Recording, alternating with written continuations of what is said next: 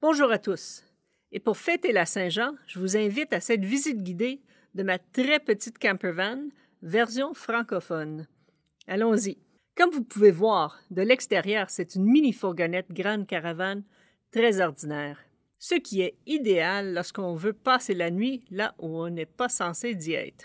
Ça fait 2 ans maintenant que nous utilisons notre campervan pour des petits séjours en fin de semaine dans les terrains de camping ou en été pour des road trips. Le camper est avant tout une chambre à coucher sur roues. Et c'était ça mon but quand j'ai commencé tout ça, pour pouvoir se rendre quelque part et simplement s'arrêter, tout prêt pour dormir. On a un petit extincteur ici, monté à côté de la porte coulissante.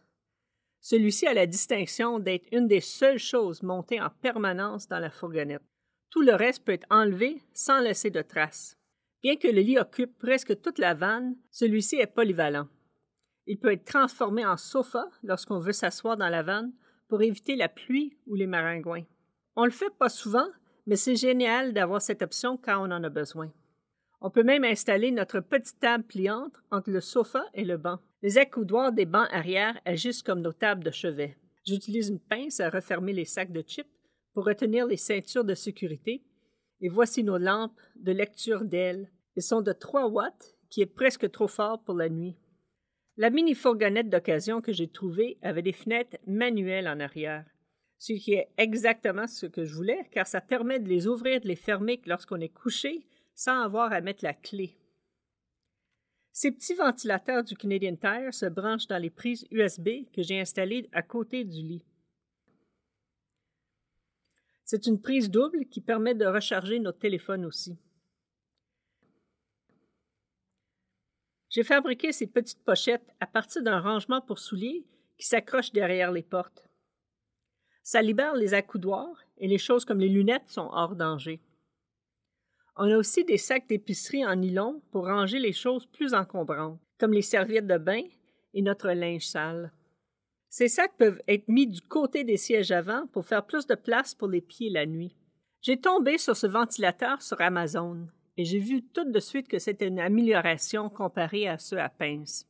C'est fait pour s'accrocher au poteau de l'appui-tête. Il peut être barré en place.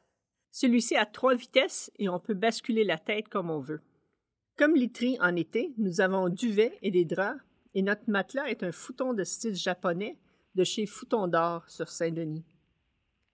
Sous le matelas, on garde nos couvre-fenêtres.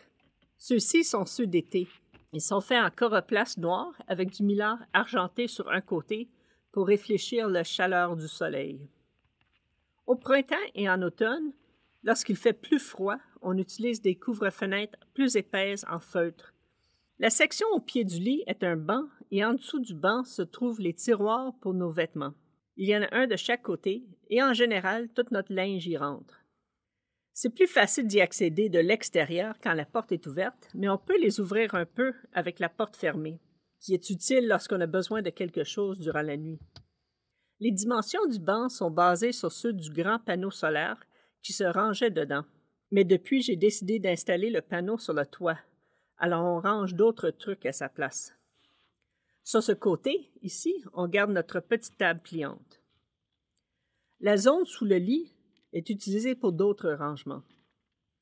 On peut enlever les tiroirs au complet pour avoir accès aux rangements sous les planchers. Ici, nous avons notre allonge et quelques outils, et plus loin, on peut voir notre batterie AGM de 90 ampères-heure et toutes les autres composantes électriques.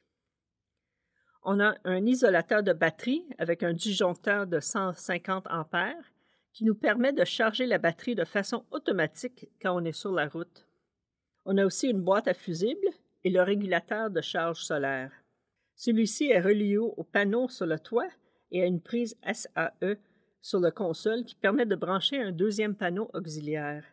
Il y a aussi un chargeur de la marque Genius qui sert à charger la batterie avec du 110 volts. J'ai déjà fait une vidéo qui montre tout le système électrique en détail quand j'ai installé mon moniteur de batterie. Je mettrai un lien dans la description.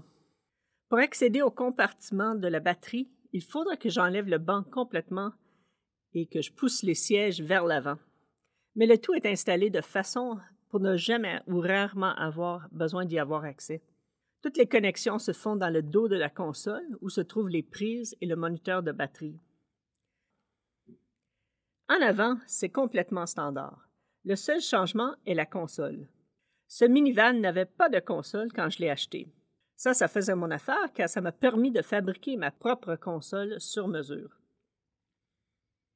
Étant noirs, les sacs d'entreposage se fondent à la couleur des sièges avant et ils sont très discrets lorsqu'on veut se stationner pour la nuit sur la rue ou dans un stationnement. D'un premier coup d'œil, les sièges avant ont l'air d'être vides et le rideau cache tout ce qu'il y a derrière. Le rideau noir est fixé à l'aide d'aimants à une section de sangle en métal qui suit le plafond. C'est très vite à installer et à défaire. Ce sangle en acier a été formé pour suivre les courbes du plafond et a été peint plus ou moins la même couleur. Il est fixé dans le haut du plastique qui recouvre les colonnes de côté et on peut l'enlever complètement si on veut. La section principale de la console est où nous rangeons les choses, telles la trousse de premiers soins et certains outils essentiels, comme les clés pour défaire le panneau solaire. D'un côté, j'ai ajouté des cordes élastiques pour organiser les cartes et les guides.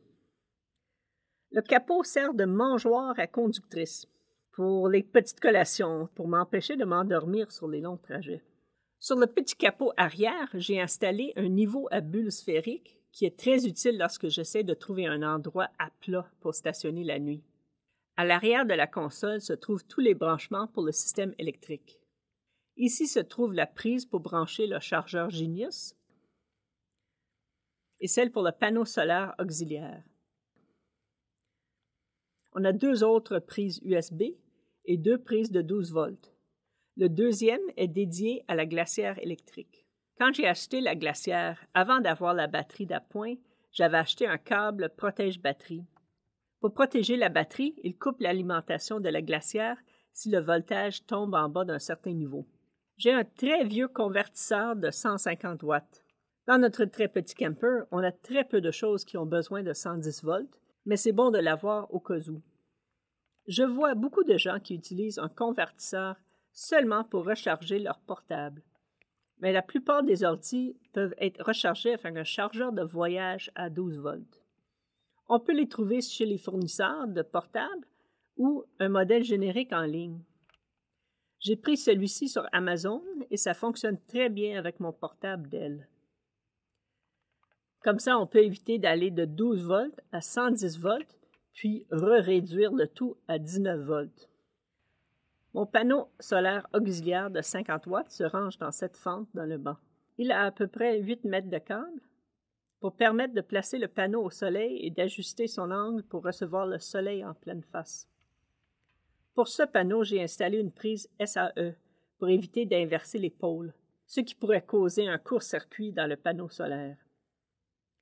Le grand panneau de 100 watts est monté de façon semi-permanente sur le toit du véhicule, dont je peux le laisser en place quand je roule sur l'autoroute, mais je peux l'enlever pour l'hiver. J'ai ajouté ces sections en bois en avant et en arrière du panneau pour minimiser la résistance au vent. Le panneau est boulonné à des barres d'aluminium de 1 pouce qui sont pliées pour suivre le contour du toit. J'ai dû percer des nouveaux trous dans le cadre du panneau, ce qui rend le garantie nul. Alors pensez-y avant de faire quelque chose de semblable. À leur tour, les barres sont boulonnées aux trous dans le toit qui sont là pour fixer les porte-bagages du véhicule. Les câbles sont fixés au cadre avec des tie wraps, puis descendent à l'intérieur de la porte. J'ai laissé assez de lousse pour faire une boucle d'égouttement. Comme ça, s'il y a de l'eau qui descend le fil, il va s'égoutter avant de pouvoir rentrer dans la vanne. Le câble continue sous ce morceau de plastique vers la console. Toutes les fenêtres du camper sont protégées par des moustiquaires. Celui-ci entre la cuisine et le lit,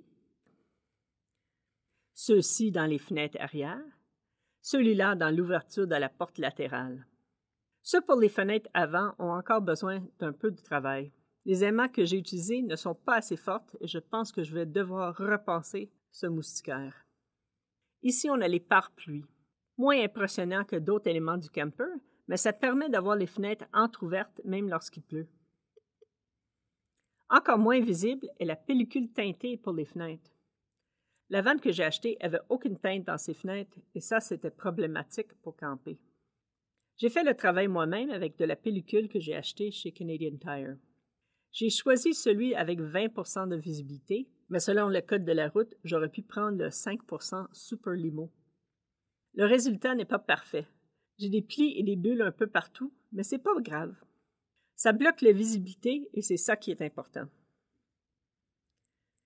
La cuisine est en arrière de la vanne, accessible de l'extérieur. Elle est protégée de la pluie par le hayon arrière et tire son inspiration des cuisines dans les mini-caravanes de type teardrop. Notez l'auvent enroulé, qui est entreposé dans un compartiment central sous le lit. J'ai fabriqué 2 grands tiroirs qui glissent sous le lit. Chaque tiroir est de 80 cm de long et n'ont pas de quincaillerie. Ils glissent tout simplement sur le tapis du plancher du van. Je mets tous les outils pour les feux de camp ici, plus les boîtes de conserve et d'autres trucs. Dans chaque tiroir, j'ai mis une liste des choses qui doivent y être. Comme ça, si je rentre les choses dans la maison pour les laver, je ne vais pas oublier de les remettre avant le prochain camping. Ce tiroir est beaucoup plus organisé, avec les casseroles, les poêles et assiettes. Dans la partie supérieure de la cuisine, j'ai des petits tiroirs. Celui-ci contient l'huile, le vinaigre et d'autres aliments qui sont mieux rangés debout. Celui-ci est pour les ustensiles. Chaque tiroir a un verrou à talons pour les garder fermés lorsque le camper est en mouvement.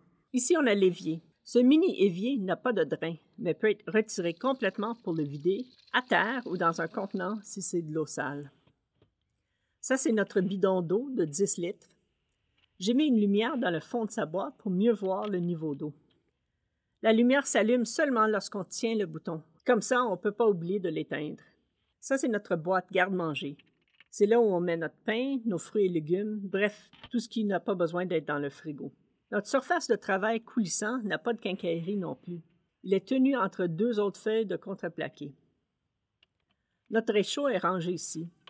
Il fonctionne avec le gaz butane et le propane, mais on préfère le butane car il est plus facile à utiliser car la bouteille peut rester dans le réchaud quand il est rangé. Il y a un levier pour désengager la bouteille et il y a un allumoir automatique. Je suis très fière de ma planche à découper à poussoir. Dans la boîte juste au-dessus, il y a ma glacière électrique de 27 litres de Coolatron. Elle était beaucoup moins chère, mais moins efficace énergétiquement qu'un frigidaire à compresseur. Une glacière électrique peut seulement refroidir 20 degrés en dessous de la température ambiante. Alors, s'il fait 35 degrés à l'extérieur, à l'intérieur de la glacière, il fait 15 degrés. Et quand il fait froid, ça peut geler ta bouffe. Durant les mois d'été, je compense pour ces défauts en mettant de la glace, mais je dois faire attention que les composantes électriques ne reçoivent pas d'éclaboussures d'eau. Pour essayer de rendre la glacière plus efficace, j'ai installé un thermostat électronique et j'ai rajouté de l'isolation. J'ai aussi installé un interrupteur pour le fermer si j'en ai pas besoin, pour ne pas tirer du courant inutilement. Cet interrupteur ici contrôle une bande de lumière d'aile que j'ai collée sur le vide du hayon, pour avoir de la lumière le soir pour faire la cuisine. J'ai toujours du savon sans eau, des lingettes humides et des Kleenex à la portée de la main pour me garder propre. Et ici, j'ai ma trousse de toilette d'urgence. Celle-ci est ma bouteille pour pipi. C'est simple à utiliser et facile à transporter aux toilettes plus tard pour la vider. Pour les autres besoins, je voulais quelque chose de très compact, car ça serait utilisé rarement. La plupart du temps, nous campons dans les parcs nationaux avec service ou nous pouvons nous arrêter à des stations de service ou au restaurant. Si nous sommes dans le fond de la forêt, j'ai une truelle pour creuser des chatières, mais ce kit ici, c'est pour des situations où les autres options sont impossibles. J'ai des sacs de poubelle préparés avec une poudre qui solidifie les liquides et réduit les odeurs. Cette mini-toilette est basée sur un modèle en carton fait pour les petits-enfants. J'en ai acheté un et je l'ai agrandi pour taille adulte. Le mien est fait en coroplaste et je l'ai recouvert de vinyle autocollant. Le tout se plie de façon compacte et peut être glissé sous le siège avant. Quand je concevais le lit et la cuisine, j'avais en tête d'essayer de trouver une façon d'utiliser le 3e rangée de sièges, même avec les aimants du camper dans la vanne. Dans ce but, j'ai fait un gabarit de l'espace derrière les bancs et j'ai essayé en sorte que les boîtiers de la cuisine et le comptoir pouvaient se ranger derrière les bancs avec le reste empilé dessus. Le lit peut être poussé complètement vers l'avant avec le banc et les tiroirs dessus. Les grands tiroirs de cuisine se rangent sous le lit et ça laisse juste assez de place pour se glisser et s'asseoir en arrière. C'est pas du tout pratique à faire, mais c'est faisable si jamais on est dans une situation où on doit absolument donner un lift à quelqu'un. C'est tout pour la visite. Merci d'être venu voir ma très petite campervan. Je vais essayer de traduire mes autres vidéos à fur et à mesure. Alors restez à l'écoute et merci.